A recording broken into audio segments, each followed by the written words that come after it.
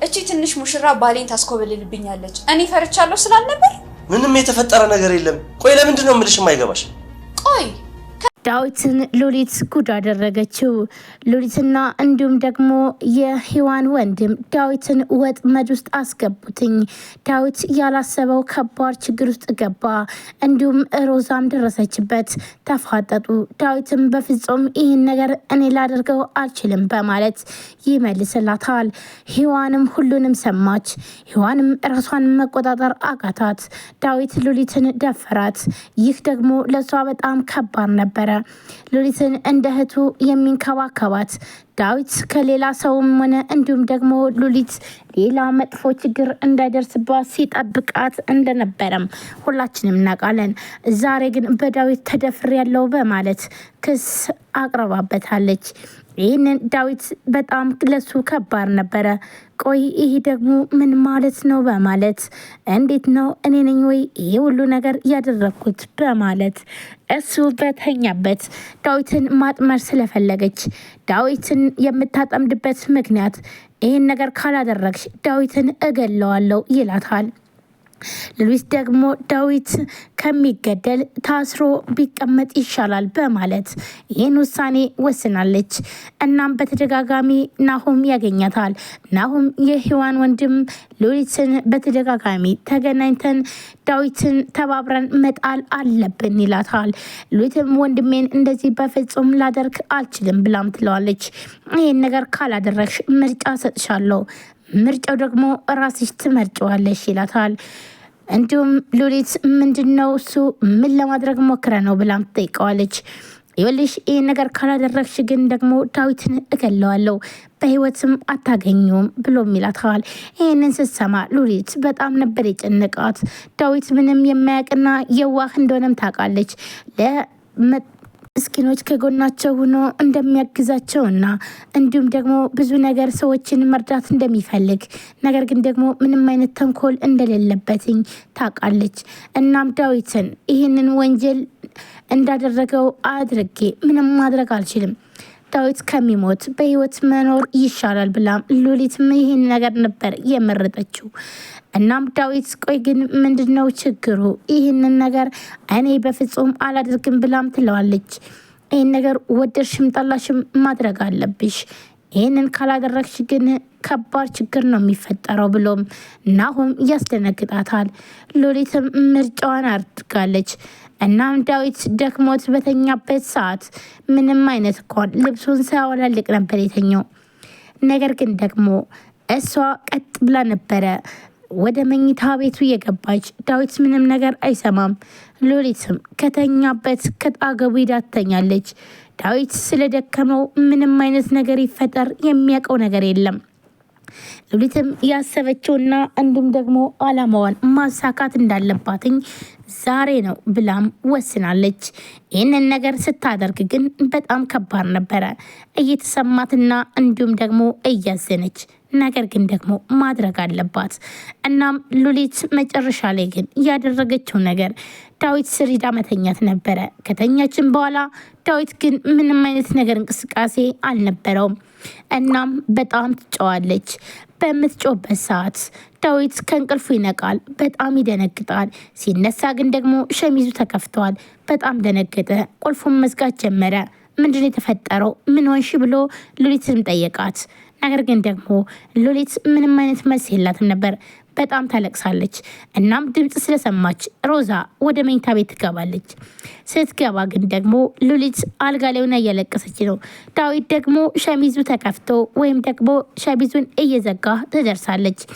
ይህን ነበር የፈራሁት ቀን ደረሰ ብላም ትላለች።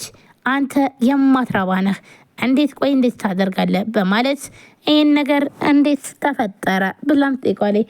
አንቺ ዞር በይልኝ፣ ምንም ነገር እንዳትናገሪኝ፣ እኔ ምንም ማቀው ነገር የለም በማለት ዳዊት ይመልሳል። ግን ደግሞ ማንም ሊሰማው አልቻለም ነበረ። ምክንያቱም ደግሞ ሉሊት እየጮች ነው። እናም ቆይ ሉሊት ምንድነው የተፈጠረው ብሎም ሲጠይቃትኝ ግን ደግሞ ግራ ተጋብተዋል። ሉሊትም ከመኝታ ቤት ወጣችና እናም በሌላ ጊዜ ግን ደግሞ ሔዋን ሁሉንም ነገር ሰማች። ሔዋን በጣም አበደች፣ በጣም ተናደደች። እንዴት እንደዚህ ያደርጋል ዳዊት? እውነት ይህን ነገር አድርገሃል ወይ ብላም ትጠይቀዋለች። በፍጹም እኔ ሉሊትን አይደለም ልደፍራትኝ ከሌሎች ሰዎች እጠብቃታለሁ እንጂ በፍጹም አላደረኩም ይላታል። ይህን ነገር ደግሞ ሉሊት እንደማትዋሽና እንዲሁም ደግሞ እሱ ራሱ ውሸታም እንደሆነም ታስብና ዳዊትን አንተ ልክስክስ ነህ፣ እኔ ሁሉን ነገር ትቼ ነው እንጂ እስከ ዛሬ ድረስ ብዙ ነገር ስታደርግ ነበረ ብላም ሉሊት ምክንያቱም ደግሞ እኔ በሌለውበት በትዳር ላይ ትዳር መስርተህ አገኘሁህ፣ ይህንንም እሺ ብዬ ተውኩህ። እናም በዛ ሰዓት ሮዛን አግብተህ ጠበቅከኝ፣ እኔም አልጨንቀኩም ነበረ። አሁን ግን ደግሞ የዚች ምስኪን ህይወትን አበላሸህ።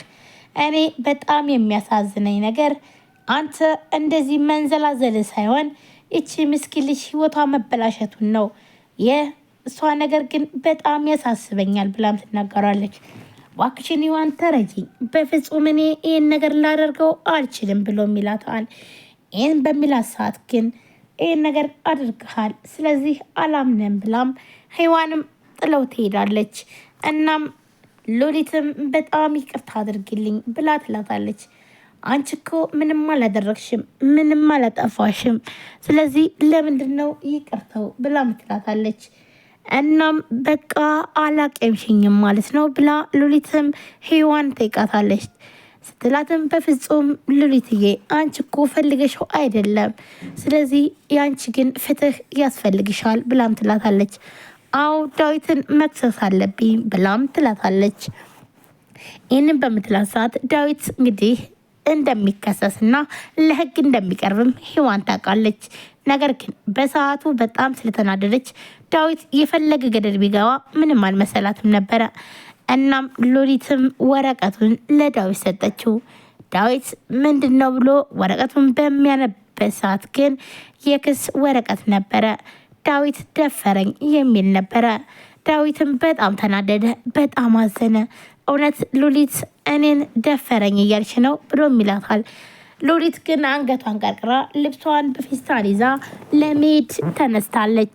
ሰላም ሰላም፣ ጤና ይስጥልን ውድና የተከበራችሁ የቻናል ቤተሰቦች እንዴት ናችሁ? ለዚህ ቻናል አዲስ የሆናችሁ ሰብስክራይብ፣ ላይክ፣ ሼር በማድረግ ቤተሰብ ሁኑ።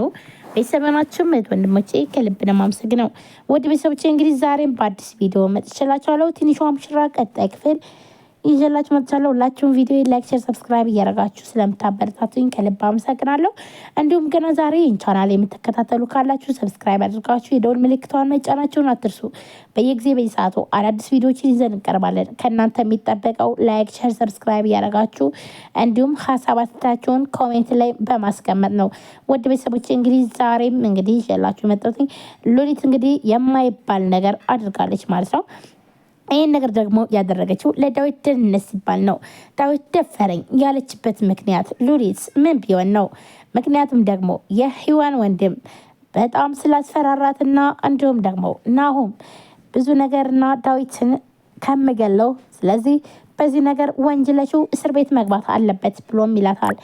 ዳዊት ከሚሞት ይሄን ነበር የተቀበለችው። ስለዚህ ዳዊትን ከሚገለው ቢታሰርና በሕይወት ቢኖር ይሻላል ብላም ሉሊት አስባ ይህን ነገር ደግሞ አድርገዋለች። ዳዊት ደፈረኝ በማለት እንግዲህ ዳዊትን እንግዲህ ለህግ አቅርበዋለች።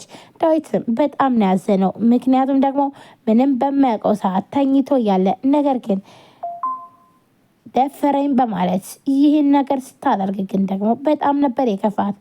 ቆይ እንዴት ሉሊት ይህን ነገር ልታደርግ ትችላለች ብሎም ዳዊት ግራ ተገብቷል። አሁን ላይ ራሱ